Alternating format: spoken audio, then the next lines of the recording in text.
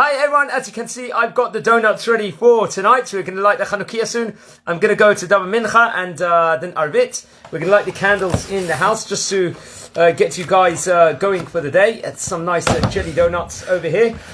We have in mind to have it. There's Rosh Hashem for each of my kids. Each one is going to get one. I've got to watch a bit of the calories. Also, it's a mitzvah to have cheese products tonight. So I'm going to continue this series of the Yalkut Yosef over here.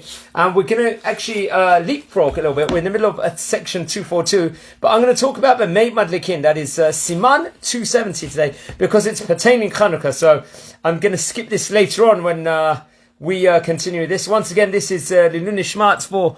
of Rabbi D's wife and the two daughters that were murdered back during Pesach. This series is so Yalkut Yosef. We're in 270. We're talking about something we recite on Shabbat, Bnei Madlikin, and it's going to also in this chapter we discuss a bit about Yom Tov and Chanukah together within regards to this tefillah. It comes after Kabbalat Shabbat, after we sing Lecha Dodi Likrat Kala, the song. We will say this tefillah called Bnei Madlikin. So remember this, guys. Hopefully all of you are coming to synagogue and praying on the Friday nights. But maybe it's time, if people aren't, you start this week. This is the time to do it, especially Shabbat during Chanukah. Only 4 small halachot here. And I'll say it a bit. 270. Remember, Siman 270. We're going to discuss about the Mishnah of Bnei Madlikin over here. Okay.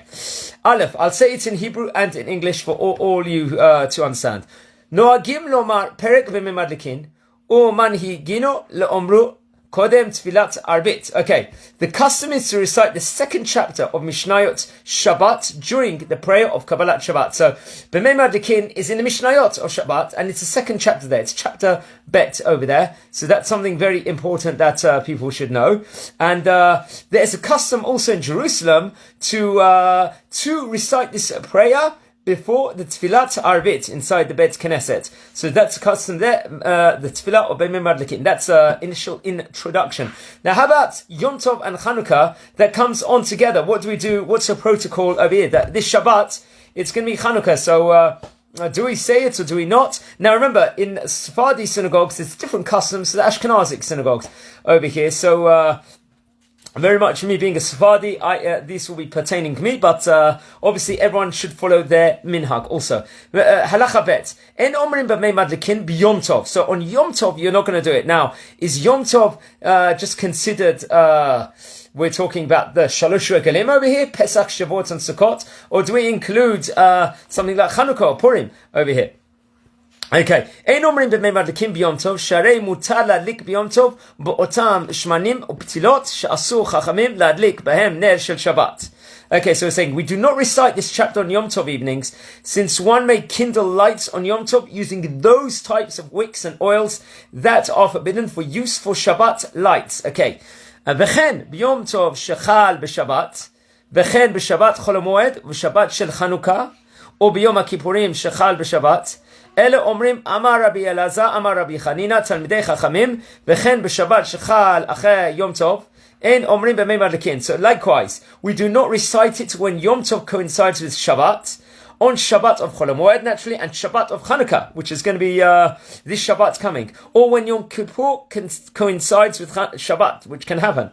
In all, remember, Yom Kippur is also called Shabbat Shabbaton, just for the record. In all these cases, we recite only the final passages of which many of you will recognize over here, of the passage of Amar Rabbi Elazar, Amar Rabbi Chanina, Talmidei Chachamim, and so on and so forth. When Yom Tov occurs on Friday night, the passage of Bnei Madlikin is not recited at all, and predominantly in Sephardi communities. I'm not too sure with regards to Ashkenazi communities. To give a reason, the footnote does here of the Yalkut Yosef second edition. The reason for is that the Mishnah commands us to tell our household to separate the Masrot. Masrot is the tidings. And this cannot be performed on Yom Tov. You're not allowed to do it. However, when Yom Tov coincides with Shabbat, we also do not recite this chapter, so that will be a blanket rule. And we've got to look at the Bet Yosef within regards to this, and other poskim also within regards to this. Okay. We are going to do two more halachot over here. We're talking about the mourner's house. Hopefully none of us will have to know these laws in practice, but we'll say it also because it's in the Siman. Gimel, כשמית בליל שבת בבית האבל, בתוך 7 ימי אבלות, לכתחילה אין להנהיג Loma Sham Bnei Madlikin. Ideally, we do not say the tefillah of Bnei Madlikin. Ela shekava na'agu loma Bnei Madlikin be'erev Shabbat b'beit ha'evel v'yesh le'asher b'minchag. V'im yitpalel b'beit ha'evel inside the mourner's house. Acha shiva yemei avilut tzarich loma Sham Bnei Madlikin. If it's after the 7 days of avilut, then you should say the Bnei Madlikin if you are in the mourner's house over here. So I'll say it again in a nutshell. If a group of people pray together in a mourner's house during the first week of mourning, and they remain in that house for Kabbalat Shabbat and Arvit, it is best that they not recite the chapter of Bnei Madlikin. The common practice, however, is to recite it even in a mourner's house, and there is a basis to justify that practice. The above applies only during the first week of mourning. If they gather to pray in the mourner's house after his first week of mourning, they should definitely recite the chapter of Bnei Madlikin. Now, friends, we're going to do the last halacha here of Shir Hashirim, which I very much recommend everyone to say. It's good to fill up for everyone to say. On Leila Seder, we say it, all the communities say it, including both Ashkenazic and Sephardic. When the Sephardi synagogues, we say the tefillah of Shir Hashirim usually on Friday nights in most of the communities. Yesh noagim likro b'kol erev Shabbat Shir Hashirim b'ne'ima. We say it together, we chant it. This tefillah of Shir Hashirim, the Song of Songs they call it, which was written by King Solomon. Uminhag chasidei Beit El likroto ben mincha la'arvit achar Kabbalat Shabbat. Ideally to say it after Kabbalat Shabbat. In my synagogue usually they say it also here. V'yesh noagim likroto kodem mincha. Some people would say it before the mincha tefillah, this Song of Songs. I believe this is predominantly in the Sephardi communities. If you feel in those communities where you say it before mincha, that if you say Shir Hashirim now you're going to miss mincha, then you should not say it before mincha. Say mincha and then say it after Kabbalat Shabbat, the Shir Hashirim. Omikol makom, im Rav Beit HaKnesset doresh lifnei HaKahal b'leil Shabbat, v'yesh torach tzibur gam b'darashot Arab, gam b'kriyat Shir Hashirim, yesh la'adif et Rashat Arab. So now, in many communities, maybe the rabbi's going to want to speak, but the community also says Shir Hashirim. However, there's this fear that it might be too much for the people, and they want to daven Arabit. If it's going to be too much for the congregants to do that, then better just to hear the drasha of the rabbi, according to this. Okay, it's better then to do the drasha of the Rav. The rabbi should speak. Al penei amrat Shir Hashirim, ubeprat shelo b'kol hamakomot nahaguu lomar Shir Hashirim. That's only in a place where the minhag is not to say, there's a synagogue where they say Shir Hashirim the whole time, then maybe that should get preference over even a drasha, because not to break that minhag. However, there's other poskim disagreeing. Yesh la'adiv et drashat Rav al bnei amrat Shir Hashirim, or prat shelo b'kol hamakomot nahaguu lomar Shir Hashirim, or miu yesh la'asot hakol bli machloket umatza umariva.